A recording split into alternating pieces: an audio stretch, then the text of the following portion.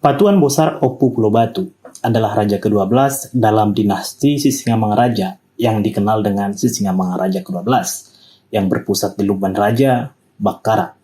Naik tahta pada tahun 1876 dan secara konsisten melakukan perlawanan terhadap invasi Belanda di negeri Toba selama 30 tahun, hingga meninggal beserta 2 putra dan 1 putri pada 17 Juni 1907 di Huta Sionom Hudon, Dairi, dan diangkat sebagai pahlawan nasional Indonesia semenjak 9 November 1961. Selamat datang di Halak Toba.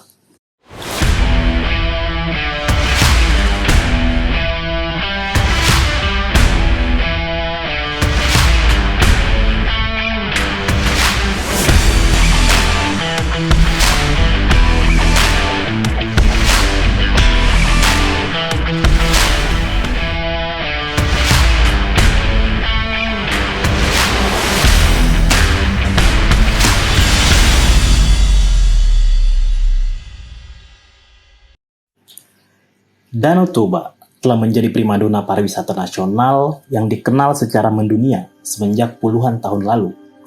Di tengah lesunya sektor pariwisata nasional yang nampaknya hanya mengandalkan keindahan Pulau Bali, Presiden Jokowi muncul dengan sejumlah program untuk mengembalikan pariwisata Danau Toba ke masa jayanya. Bahkan tidak tanggung-tanggung, di bawah arahan Presiden, Kementerian Pariwisata dan Sektor Kreatif bersinergi dengan Kementerian PUPR dan 5 kementerian lainnya merevitalisasi pariwisata Danau Toba yang terbentang indah di 7 kabupaten. Sayangnya, ambisi besar Presiden Jokowi ini nampaknya berbanding terbalik dengan kenyataan yang ada.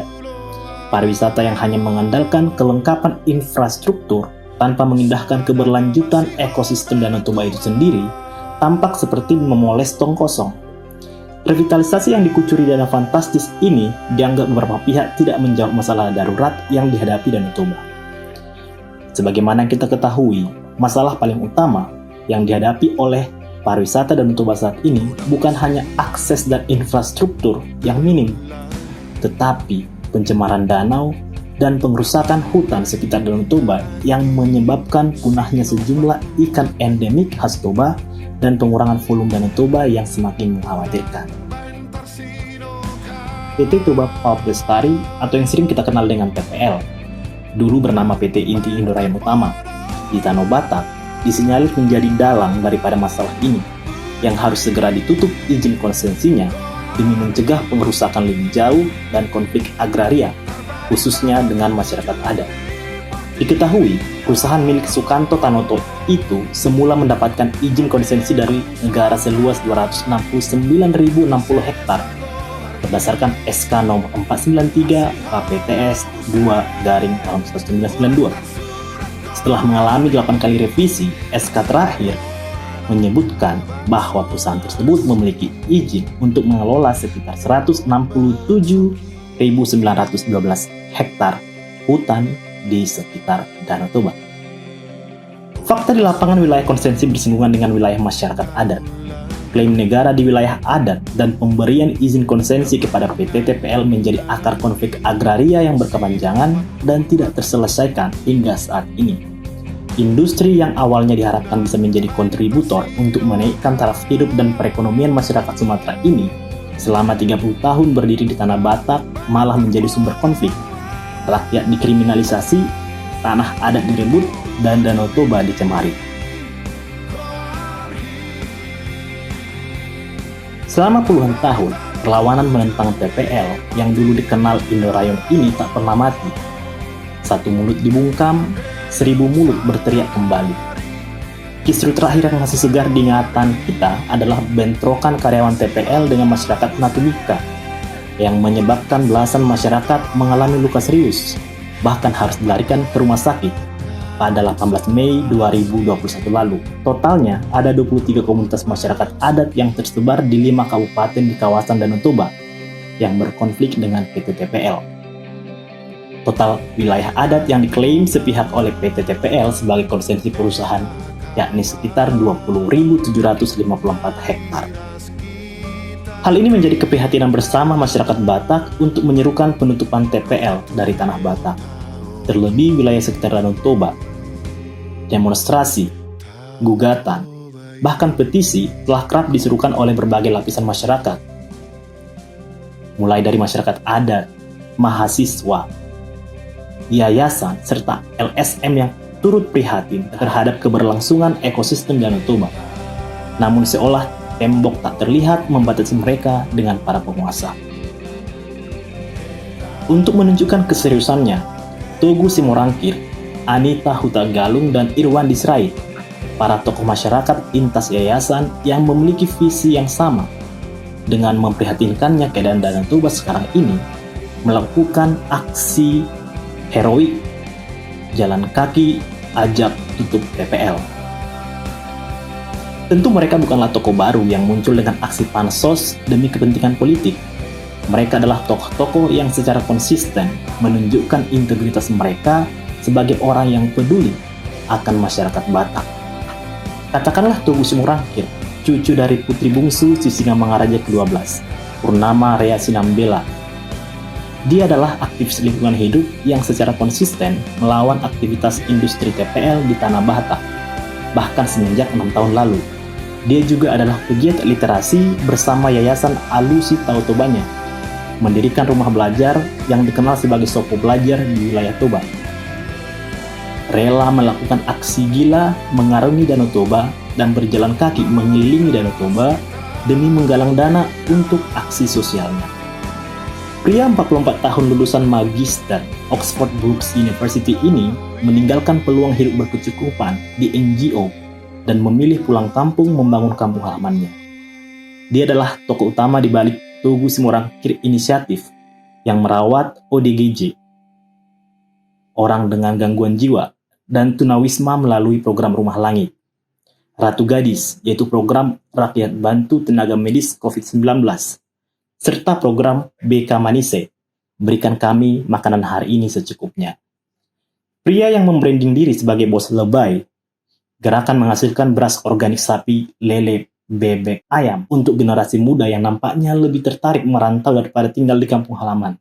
Ini adalah dalang di balik Festival Babi Danau Toba dan Festival Tuak Danau Toba. Bersama dengan timnya, Anita Hutagalung, yang merupakan seorang penulis dan pemerhati masyarakat Batak, Irwan Disrait, penyandang disabilitas dan juga wirausaha, Ishak Aprianto Aritonang, Jeffrey Manik, Lambok Siregar, Ewin Riko Huta Barat, Agustina Pandiangan, Christian Gultom.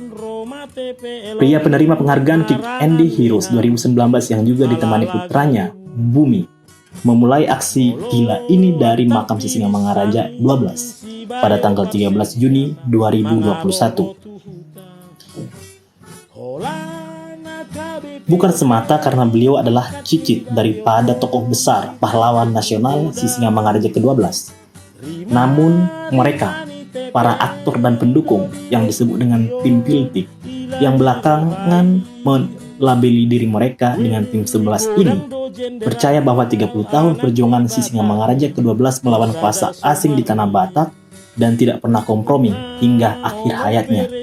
Demikian mereka menyerukan tutup TPL yang telah selama hampir 30 tahun juga menjajah masyarakat Batak dengan tindakan intimidasi, kriminalisasi, dan perebutan lahan adat yang tampaknya difasilitasi oleh negara. Selain itu, aksi ini juga dilakukan menyambut gugurnya Sisingamangaraja ke-12 yang jatuh pada 17 Juni 2021. Diakui, ketika pihak Togu Simorangkir menyerukan aksi jalan kaki Toba Jakarta yang berjarak kurang lebih 1868 km ini, banyak celaan mendera mereka, namun tidak sedikit juga yang memberikan dukungan melalui laman media sosial, bahkan memberikan fasilitas logistik guna kelancaran aksi mereka yang diprediksi akan memakan waktu sekitar 45 hari. Hingga pada saat video ini diturunkan, tim 11 telah memasuki hari ke-24 dan telah tiba di daerah Sarolangun, Jambi, dan telah menempuh sekitar 880 km. Tentu, selama perjalanan, tim mengalami kekecewaan dan intimidasi dari pihak yang tidak menyukai aksi mereka. Katakanlah ketika mereka tidak diizinkan mendirikan tenda di halaman Mes Pemprov Sumatera Utara yang pada saat itu sebenarnya dalam keadaan kosong. Belum lagi aksi pongah Pemprov Sumut yang melewati rombongan mereka tanpa mengindahkan aksi mereka, serta dibuntuti dan diawasi oleh orang tak dikenal. Namun, atas dukungan dari begitu banyak pihak yang dengan segala keterbatasannya membekali, menjamu, memberikan tempat untuk beristirahat, tim 11 percaya akan berhasil dalam aksi mereka hingga sampai di Jakarta, depan Istana Negara, untuk menyampaikan secara langsung petisi tutup TPL kepada Bapak Presiden Insinyur Haji Joko Widodo. Panjang umur perjuangan, tutup TPL, Gaat Ciceng, hanya orang gila yang mampu mengubah orang waras. #Bos Lebay. Itu adalah semboyan yang sering diserukan oleh tim 11 dalam postingan update aksi mereka. Tentu hal ini tidak semerta-merta dapat menutup TPL secara instan. Ada begitu banyak proses birokrasi yang harus dilalui. Namun, dengan aksi ini, setidaknya semoga membuka kesadaran seluruh bangsa Batak dan bersatu menyatukan suara untuk menyerukan kegeraman dan kemuakan atas penindasan TPL di bumi Batak.